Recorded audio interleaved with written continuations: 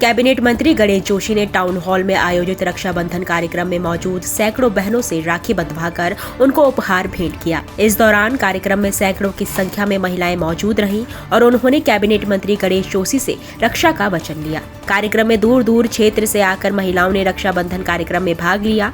कार्यक्रम में मुख्य अतिथि पतंजलि के अध्यक्ष आचार्य बालकृष्ण भी मौजूद रहे। इस दौरान लोक गायिका रेशमा शाह ने लोकगीत प्रस्तुत किए, जिस पर महिलाएं जमकर थिरकी। और पिछले 17 साल से हम रक्षाबंधन का त्यौहार मना रहे हैं। आज हजारों की संख्या में बहनें मुझे राखी बांधने यहाँ पर आई हैं और आज की उपस्थिति ने पुराने सारे रिकॉर्ड तोड़ दिए। कल भी देहरादून के अंदर ये दृश्य था। कल 15,000 से अधिक बहनें वहाँ पर मुझे राखी बांधने आई थी। ये इस बात का प्रतीक है कि ये बहनें मेरे पर कितना विश्वास करती हैं। मैं इन बहनों को विश्वास दिलाता हूँ, जितना ये मुझ पर विश्वास करती हैं ज़्यादा विश्वास मैं इन पर करता हूँ। और आज ये भाई रक्षा सूत्र मुझे जो बहनें बांध रही हैं, इनको वचन देता है कि विश्वास के साथ आपने ये रक्षा सूत्र मुझे बांधा है। ये भाई सदैव आपके विश्वास पर खरा उतरेगा, कोई ऐसा काम नहीं करेगा जिनसे इनके विश्वास को ठेस पहुँचे। ये वचन अपनी बहनों को मैंने आज दिया है। देखिए, सर्वप्रथम तो मैं शीर्ष नेतृत्व को माननीय मंत्री जी का आभार व्यक्त करती हूँ, जिन्होंने ये जिम्मेवारी हमें सौंपी और इस पद पे बिठाया और एक विश्वास के साथ हमें एक जिम्मेवारी दी कि प्रत्येक मातृशक्ति के घर पर जाके, मेरी प्रत्येक बहन के घर पर जाके आपने निमंत्रण देना है और समस्त मातृशक्ति को बड़े ही आदर सत्कार से बुलाकर लाना है।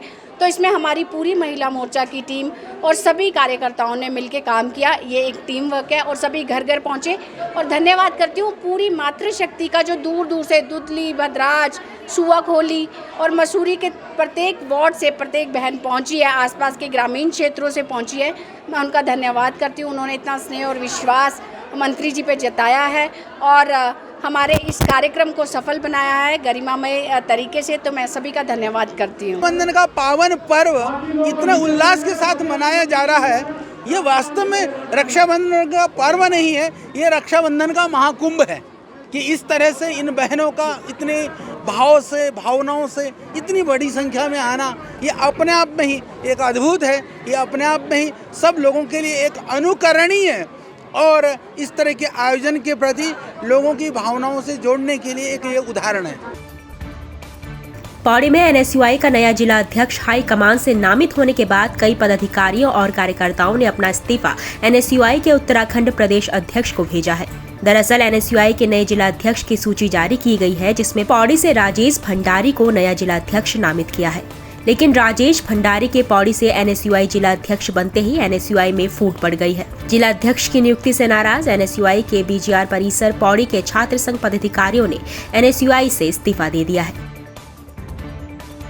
ये कल जो एनएसयूआई के जिला अध्यक्षों की जो लिस्ट जारी हुई है और उसमें जो ऐसे व्यक्ति को उन्होंने जिला अध्यक्ष बनाया है, जिन लोगों ने पूर्व में जो छात्र संघ चुनाव हुए थे, उस शासन चुनाव में एनएसयूआई ने परचम लहराया था पौड़ी में, तो उस चुनाव में इन लोगों द्वारा एनएसयूआई को हराने के लिए पूरा जोर लगाया गया।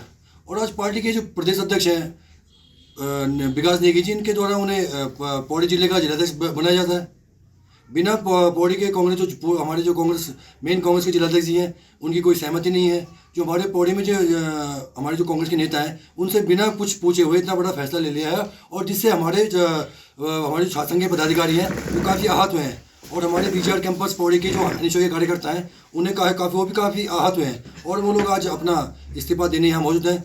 हम सर इसलिए इस्तीफा दे रहे हैं। देखो, जो जिलाध्यक्ष इस टाइम पे प्रेजेंट टाइम में बनाया गया है, अभी कल की जो लिस्ट में उन्होंने, मैं सही कहता हूँ, हमारे टाइम पे कोई वो समर्थन नहीं दिया है हमें।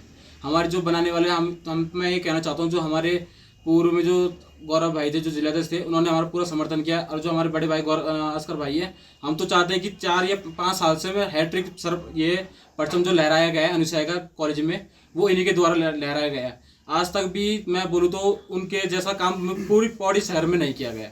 हमेशा जब भी नाम आता है एनएसयूआई का तो उन्हीं के भाइयों का नाम आता है या हमारे कार्यकर्ताओं का ही नाम आता है। उनका तो मैंने कहीं नाम भी नहीं सुना, जिस वजह से मैं तो नहीं हूँ, इस बात से तो मैं सहमत नहीं हूँ। इस बात की निंदा भी करता हूँ कि मुझे वो जो जिलाध्यक्ष बने अभी प्रेजेंट में, वो मुझे बिल्कुल सही नहीं लगा है, बिल्कुल भी। सबसे पहले तो मैं कहना चाह रहा हूँ कि हम 4 लोग दावेदार थे जिला अध्यक्ष के। अब बात आती है प्रदेश अध्यक्ष की। कोई कार्यक्रम होता है तो प्रदेश अध्यक्ष जी जो जिला को कार्यक्रम भेजते हैं उनमें हम लोग शामिल रहते हैं। सिर्फ हम लोग ही उस कार्यक्रम को करते हैं। मेरा कुल मिला के ये बोलना है, कार्यक्रम और मेहनत कराओ तुम हमसे, और लास्ट में पैराशूट कैंडिडेट को ले आओ। ये कहाँ का कैसे इस NSY को मजबूत करने का काम ये आदमी करेगा? जो आप पैराशूट कैंडिडेट यहाँ दे रहे हो, कैसे कांग्रेस को मजबूत करने का काम करेगा? जो हम लोग यहाँ ग्राउंड लेवल पर मेहनत कर रहे हैं उनको नकार कर तुम दूसरे आदमी को ला रहे हो, ये कहाँ का न्याय है? और कहाँ कैसे इस चीज को लेकर पार्टी मजबूत होगी? सचिव सुरेंद्र नारायण पांडे ने विकास भवन सभागार अल्मोड़ा पहुंचकर जनपद में केंद्र सरकार और राज्य सरकार की विभिन्न योजनाओं की समीक्षा की और अधिकारियों को इन सभी योजनाओं का लाभ पात्र लोगों को उपलब्ध कराने के निर्देश दिए। इस दौरान सचिव पांडे ने कहा कि अधिकारी सरकार की मंशा के अनुरूप सरलीकरण, समाधान और निस्तारण के तहत कार्य करें। उन्होंने बैठक में कहा कि विभागीय अधिकारी योजनाओं के क्रियान्वयन में प्रतियोगिता की तरह काम करें।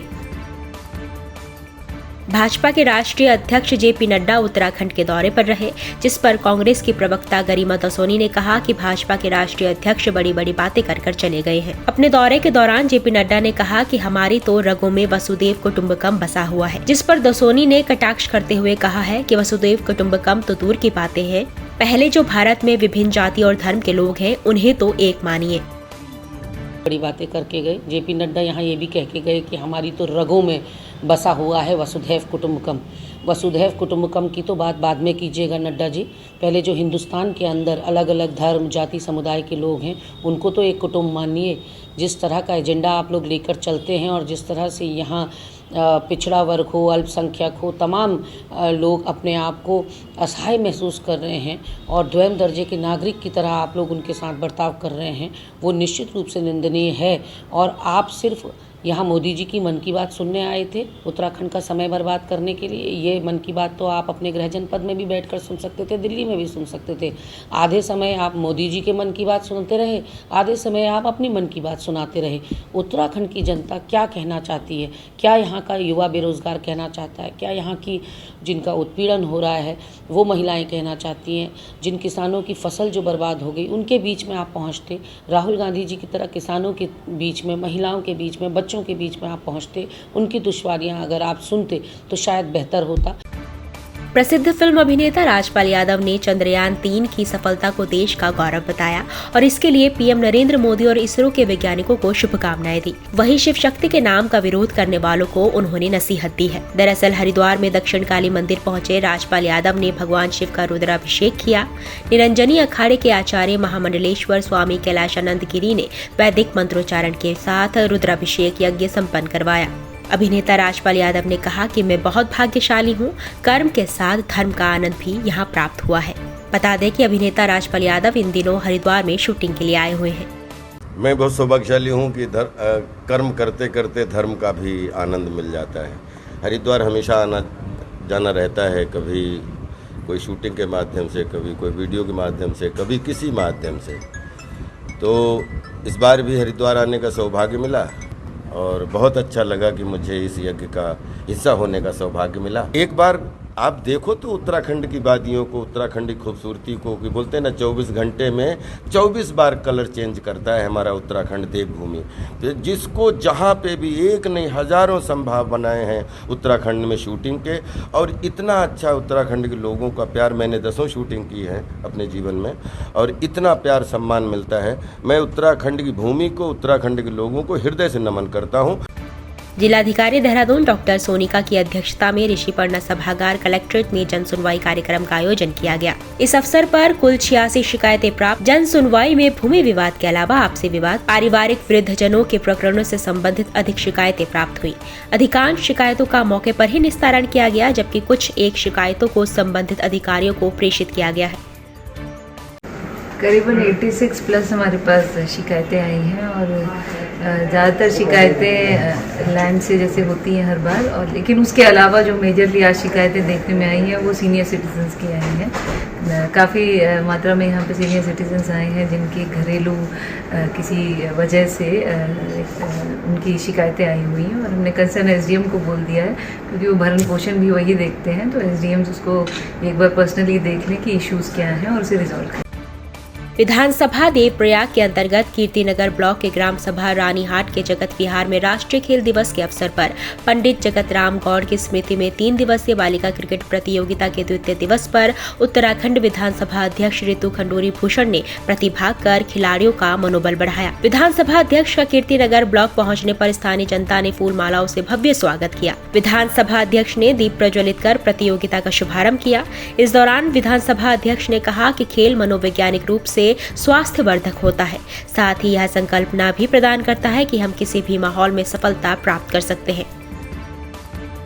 बीते रोज मोहन भागवत हरिद्वार के दौरे पर रहे, जहां उन्होंने देव संस्कृति विश्वविद्यालय में आयोजित व्याख्यान माला कार्यक्रम में प्रतिभाग किया। इससे पहले उन्होंने शिवालय में रुद्राभिषेक करते हुए देश की मंगल कामना के लिए पूजा अर्चना की। G20 की थीम वासुदेव कुटुम्बकम पर आयोजित व्याख्यान माला में संघ प्रमुख मोहन भागवत ने कहा कि आत्मा और परमात्मा सर्वत्र है। दुनिया में जो भी विविधता है उसे हमारा आत्मीय संबंध है। हमें स्वार्थ के लिए नहीं बल्कि कुटुंब के लिए जीना है। ये थीम जैसे भी आपने आज सुना कि वसुधैव कुटुम्बकम की थीम है कि हम केवल अपने ही लोग नहीं, हमारा पूरा वसुधा जो है वो हमारे लिए छोटा कुटुंब है। इस तरह की बड़ी सोच रखने की हमारी वृत्ति है। देव संस्कृति हम जिसके नाम को लेके चलते हैं उसकी सोच क्या है, उसके पीछे मूल आधार क्या है, देखने के लिए हमने प्रयास किया है और ये लोगों तक पहुँचना चाहिए। ये दृष्टि है, सबके पास में है।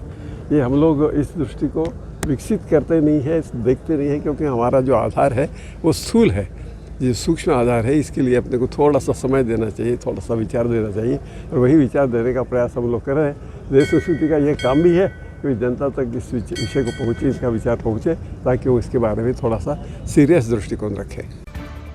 भारतीय जनता पार्टी महानगर कार्यालय पर महिला मोर्चा की सैकड़ों महिलाओं ने राखी का त्योहार मनाया।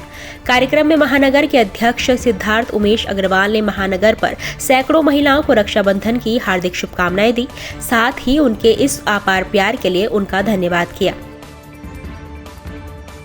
बीते रोज जोशीमठ से 2 किलोमीटर की दूरी पर एक ऑल्टो कार खाई में गिरकर दुर्घटनाग्रस्त हो गई। वहीं घटना की सूचना मिलते ही एसडीआरएफ तत्काल घटनास्थल के लिए रवाना हुई। बता दें कि एक ऑल्टो कार अनियंत्रित होकर लगभग 100 मीटर गहरी खाई में जा गिरी। इस दौरान एक की मौत हो गई, 2 घायलों को रेस्क्यू कर अस्पताल भिजवाया गया। इसके अलावा 2 लोगों को सामान्य चोटें आई हैं। देहरादून में सीएम पुष्कर सिंह धामी ने उच्च शिक्षा विभाग में कनिष्ठ सहायक पद के लिए चयनित अभ्यर्थियों को नियुक्ति पत्र दिए। उत्तराखंड अधीनस्थ सेवा चयन आयोग की ओर से आयोजित परीक्षा में इनका चयन हुआ है। इस मौके पर सीएम ने आशा व्यक्त की कि सभी चयनित अभ्यर्थी अपने कार्य क्षेत्र में पूरी ईमानदारी और कर्तव्य निष्ठा के साथ कार्य करेंगे।